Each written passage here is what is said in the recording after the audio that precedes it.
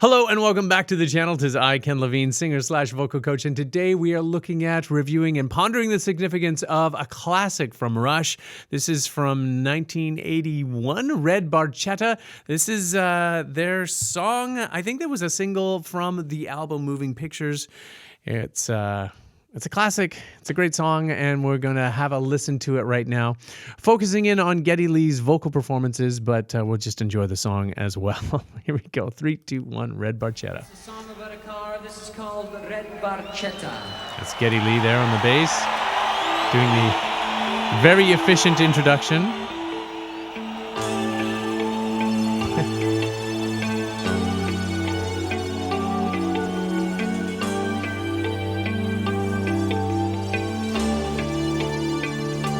That's the title of the song, Red Barchetta. It's referring to a car. If you don't know, maybe you're not a Rush fan. It refers to a classic Ferrari from like 1948. And no doubt someone in the comment section will clue us all in as to the exact make and model of that particular vehicle. I think it's Neil Peart's favorite car. I'm not sure.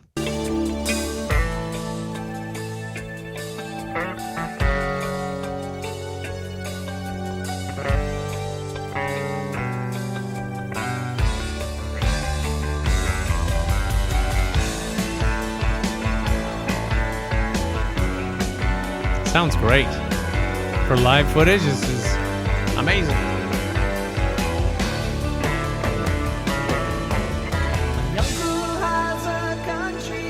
I didn't think that was particularly fair because I think that was Geddy Lee playing the lead line there on his bass, but they were focusing in on Alex and his guitar. It's okay. It's all right. I just think, the bass doesn't get a lot of love sometimes. And, focusing in on Alex, thinking that he was playing that line, probably not quite fair.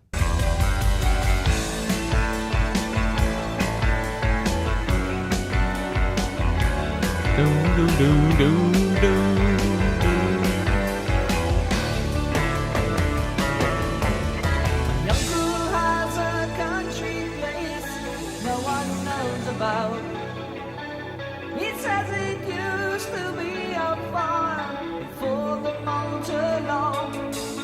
On Sundays I elude the ice on the turbine face. The fun outside the wire where my white-haired uncle waits.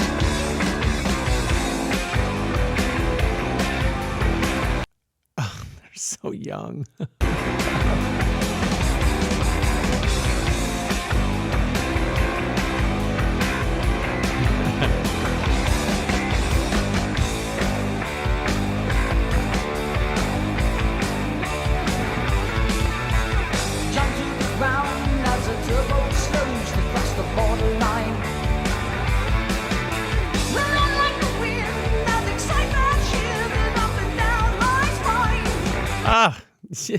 Okay, so I talked to my wife about Rush, and she's like, I don't get it.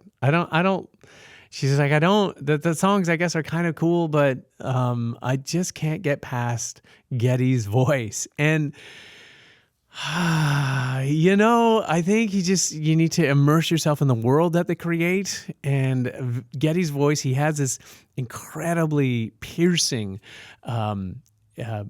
bleaty tenor as he goes higher and higher in his range, which is actually really impressive. Like the fact that he's hitting these notes for someone who's just completely untrained vocally it's just impressive. And then to have the kind of facility and longevity that he has with his voice still, I think they're going out on tour very soon, or already have been on tour, or starting out. I've got tickets for a summer show in Toronto coming up in a few months here, 5 months, 6 months, and I just kind of think that that alone is like an incredible achievement. Not that I'm expecting him to hit the same high notes. I think he's in his 70s now, so that would be quite a feat if he could. But be that as it may, I'm impressed listening to him. The tone quality is uniquely Geddy. You don't mix up his voice with anyone else.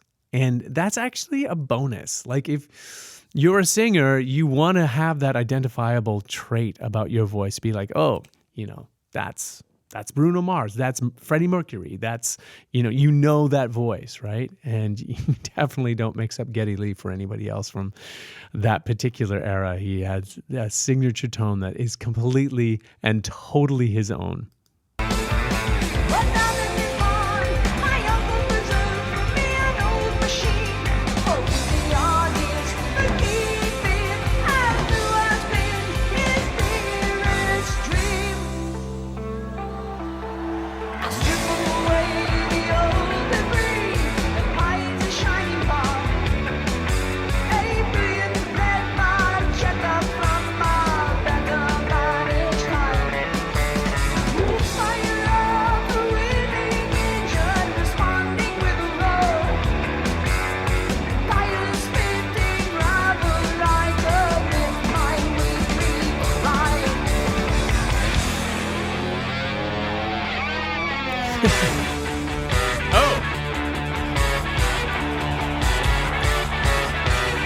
Animation. Back in 1985.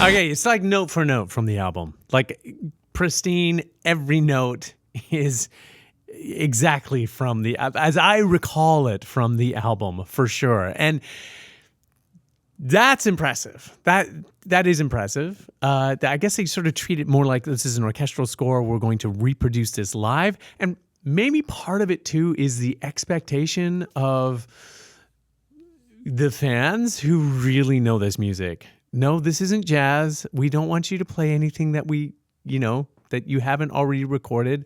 You don't want to go on some like kind of trippy, hippie, kind of bluesy riff that just takes us off into another direction. No, we want the song because we love the song. We love what you created.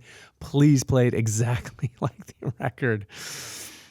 Perhaps maybe there's a bit of an expectation from the fans, or perhaps maybe this is what they're going to go with anyway because they're filming this video and it's maybe more promo for the album. I don't know. I don't know what the motivation is. Maybe one of you kind Rush fans who are viewing this with me right now might know the answer to that question.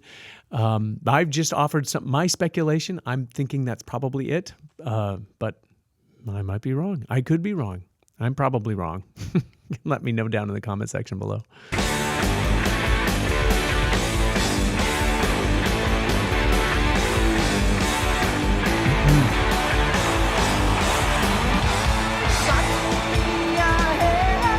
Okay, now I'm beginning to wonder, is this actual footage from a live show? Because it seems like they just suddenly cued some fan roar, but we actually don't see any of the audience members. Sometimes when it's live shows, they want to make sure that there's actually people out there and that we're playing for. I don't see any. Maybe there was some in a previous shot and I just didn't track it.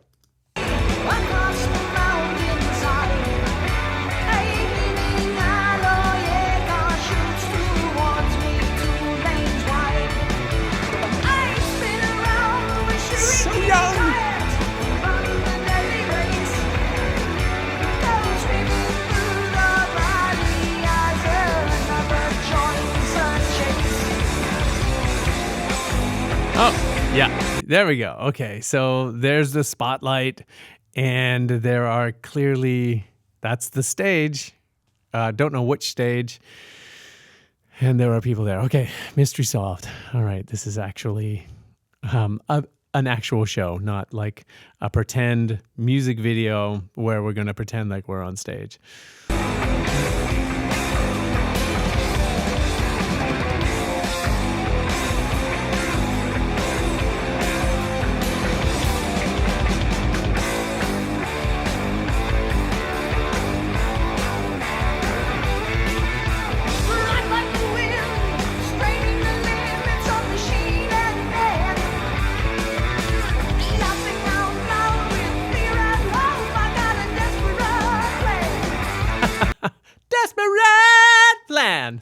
So easily adding that little bit of a shimmery vibrato at the very top of that note. So cool. And hard to do. Hard to make it sound, well, no, I don't think anyone sounds quite like Geddy. Though perhaps there are many singers out there in like Rush tribute bands across the nation that have their own version of Geddy that does the kind of Geddy thing. But there's only one, right? Let's see.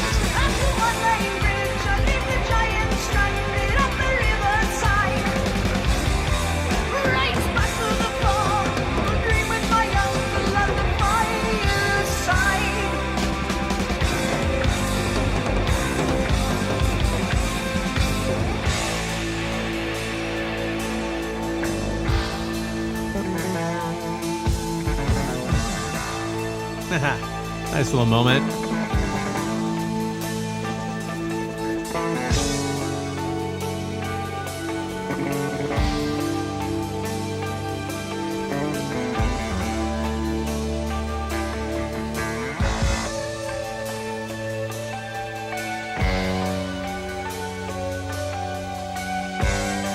This is really cool between the harmonics of the electric guitar and then the bass taking these kind of like jazzy improvised little riffs there, adding that extra bit of color. It's just a cool, neat construction of a song.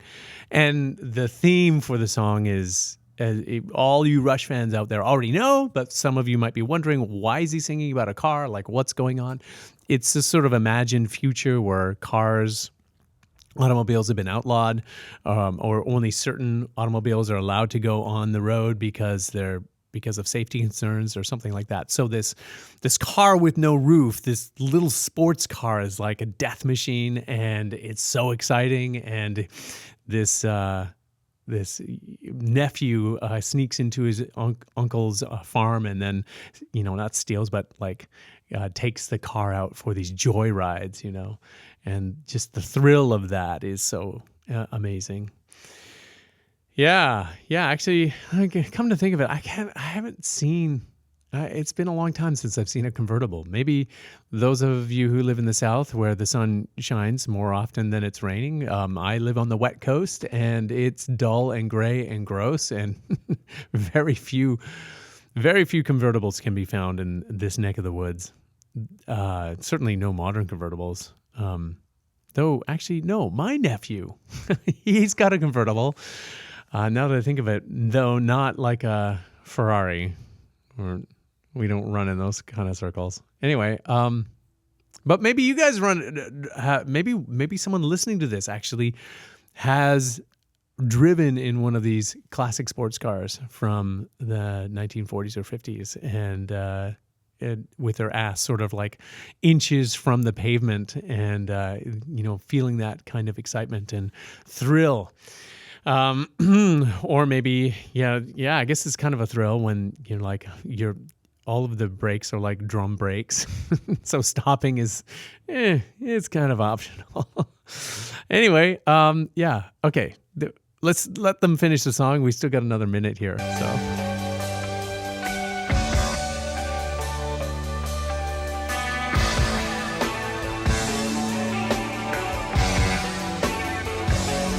I think this song just fades out, but this being a live show, I guess they have to end it.